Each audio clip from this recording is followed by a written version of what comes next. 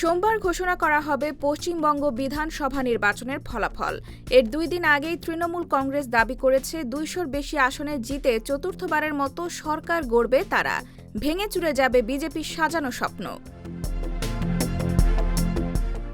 BJP ঘোষণা দিয়েছে তারা মমতার দুঃশাসনের অবসান ঘটিয়ে ক্ষমতায় আসছে।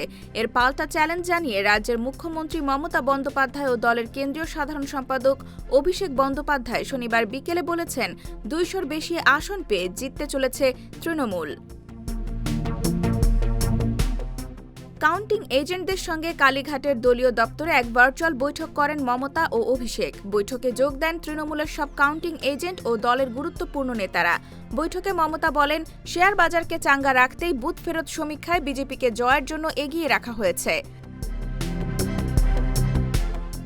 বুথ ফেরত সমীক্ষাকে আদৌ পাত্তা না দিয়ে এই দুই নেতা রাজ্যবাসীকে জানিয়ে দেন বিজেপি নয়, ক্ষমতায় আসছে তৃণমূল।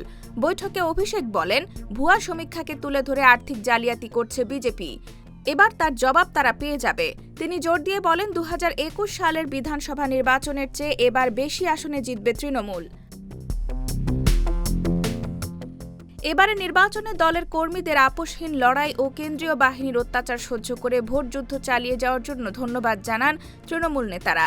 কেন্দ্রে থেকে ভোট গণনার প্রতি কড়া নজর রেখে প্রতি মুহূর্তের ফলাফল দলীয় নেতৃত্বকে জানাতে বলেন তারা। এবার রাজ্যের 294 আসনের ভোট গণনা হবে কলকাতা সহ 77টি কেন্দ্রে।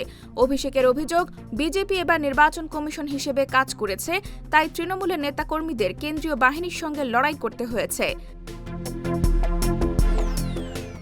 IBTV USA, new York.